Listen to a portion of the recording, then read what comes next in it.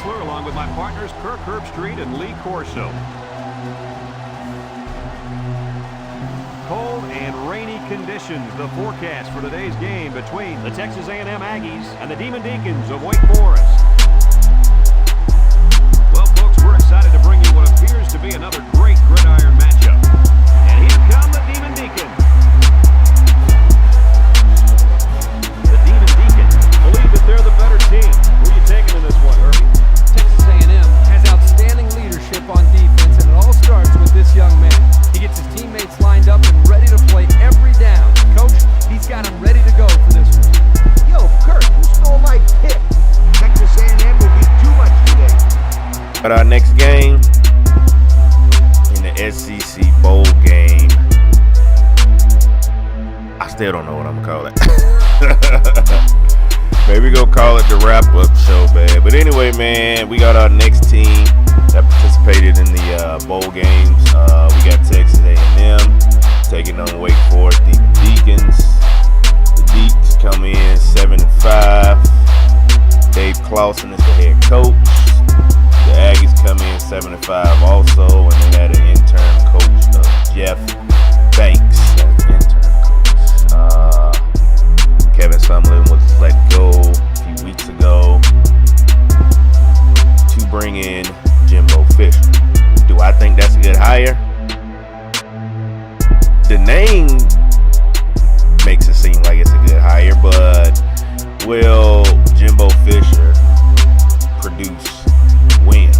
Texas A&M didn't pay this man $75 million to come over here and not win the SEC title, not even be in contention for an SEC title in Atlanta and national title.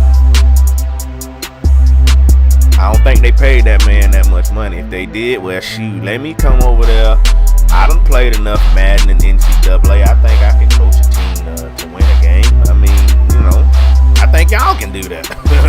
Yeah, I done coached Little League teams and stuff. So, you know what I'm saying? I think I got enough coaching experience, man, to come in there for $75 million. But, just getting to the game, man. So, the final in this game was 55-52. Wake Forest over Texas A&M. It was a high-scoring game, man. You know what I'm saying? But, my take on this game, Wake Forest came in highly motivated. They played first whistle, last whistle. Texas A&M did the same thing also. You know what I'm saying? But from what I saw, if, you know, I'm the new coach coming in, checking out my team, man, excuse me, these kids had a lot of fight. They fought the whole season, not just in this bowl game. They fought the whole season, man. So it's kind of sad in an instance to see all of this come down, because I think Kevin Sumlin brought in a good recruiting class, and the main thing about it is they're young, man. They're like true freshmen and sophomores on this team. So Jimbo's going to have this team for a couple of years, man, and he can mold these cats into what he want to mold them in. You know what I'm saying? And I think, you know, they might benefit from it, but as long as Texas A&M fans do not expect immediate results, I mean, with what Kirby Smart have done this year, the bar for new coaches coming in is a national title in 2 years. This is going to be the bar for all new coaches coming in next year. You got 2 years to get to Atlanta to a national title. Why? Because this is what he has just done as a new coach. So this is what all the new coaches coming in are going to be. This is the guidelines. So I think this team is still good. Are they good enough to compete in the SEC West to get to Atlanta, where they play LSU, who they haven't beat since joining the SEC? Alabama, who they've only beaten once. Auburn. I think they beat Auburn twice since they joined. Them the top three dogs over there in the SEC West that Jimbo has to compete with year in, year out. And one of them three teams gonna punch you in the face, if not two. I mean, I get into the whole LSU thing in another episode, because that's an episode by itself. But this game was good. I mean, I enjoyed it. John Chavis' defense is just horrible, man. It's horrible. But first quarter, Deeks put 17 on the board. The Aggies put 14. Second quarter, Deeks put another 21 on the board. Aggies put another 14.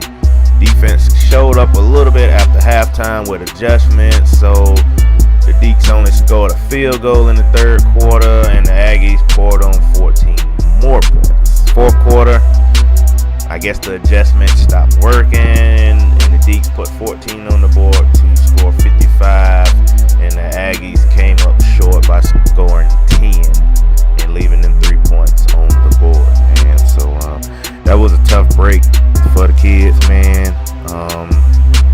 Your team leaders, Wake Forrest passing. I don't know this cat's name, but Wolford, the quarterback, 32 for 49, 400 yards and 4 TDs. Colburn, the running back, 21 carries for 150 yards and 1 TD. And Washington, the receiver, 9 receptions for 138 yards and 1 touchdown. Starkle, Texas A&M, 42 for 63 for 499 yards, 4 touchdowns, and 1 INT. That's not bad. I think Starkle is the future for Texas A&M. Jimbo, he has his ways with molding quarterbacks just like Dan Mullen does. So I really do think that he will be able to develop this kid, man, because I don't think he's a bad quarterback. Excuse me. I don't think he's a bad quarterback. He only missed 19 throws out of 63 for pretty much 500 yards. You know what I'm saying? He putting up Baker Mayfield stats throwing the ball. Ain't bad. That's something to build off of. Williams, the running back for Texas A&M, 7 carries for 65 yards, 1 touchdown. Kirk, the receiver, 13 receptions for 189 yards and 3 touchdowns. I think that was a record in this game, bowl game record. I'm not for sure, but I think it was. First down conversions. Texas A&M had 32 first downs, Wake Forest 31. Third down efficiency, Wake Forest 9 for 21, Texas A&M 6 for 15. Not bad. Total yards, Texas A&M 614, Wake Forest 642. This was a high-scoring game, and there was a lot of yards to be distributed amongst these teams. Rushing, Wake Forest 246, Texas A&M 115. Texas A&M did have 3 turnovers. They lost the ball twice, 2 fumbles and INT. And Wake Forest, they had 2 fumbles also. So the turnover ratio between the 2 teams was pretty much kind of neck and neck. I mean, you know, it wasn't bad. Time of possession was pretty much neck and neck, 30 minutes apiece. That's not bad. So I think this team got a lot of good things coming to them. They just got to stay efficient, and they just got to stay true to themselves, true to Aggie Land over there. My take on what I think Jimbo will do, I think it's at least 3 years out before you start to see any significant turnaround. When I say that, that means this team needs to get to Atlanta. And I don't think they're going to get to Atlanta till at least Jimbo's 3rd year. Maybe his 2nd year, but that means the top dogs over there, you know, they got to be on the downslide. They might be, you know, add new wrinkles, losing coordinators, yada, yada, yada. So, Texas A&M fans, man, y'all stay resilient, man, and we'll see y'all on the come up, because it is coming. I don't think y'all should have gave Fisher that much money, because I don't think he's worth that much money. Yes, he won a national title at Florida State. Yeah, he did that. But what has he done since Winston went pro? What has he done? I mean, the Dalvin Cook team and all them cats there, that was a national contention team, but they came up short. I mean, they lost 2 games there. But what has he done since then? I mean, all of a sudden, Dabo comes to town, and now Florida State's taking the back burner in that division in the ACC to Clemson. And technically, I know this still isn't about the SEC, but technically, Willie Taggart going to Florida State, I don't think that's a good hire. I think that is a bad hire. Why? Because Florida State's top line, bottom line is so freaking high. This man is not going to come in there and turn that team back to what it was the last couple of seasons. I mean, yeah, he might have done a decent job at Oregon, but Florida State expects more. And I don't think Willie Taggart the man to do that. I don't think he's going to bring the physicality to Florida State.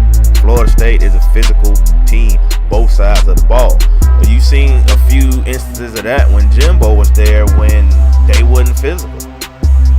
Look at the O-line. If the O-line had been physical, had been more agile, Francois wouldn't have got hurt. Florida State probably would have had a good season. Jimbo Fisher still be in Tallahassee.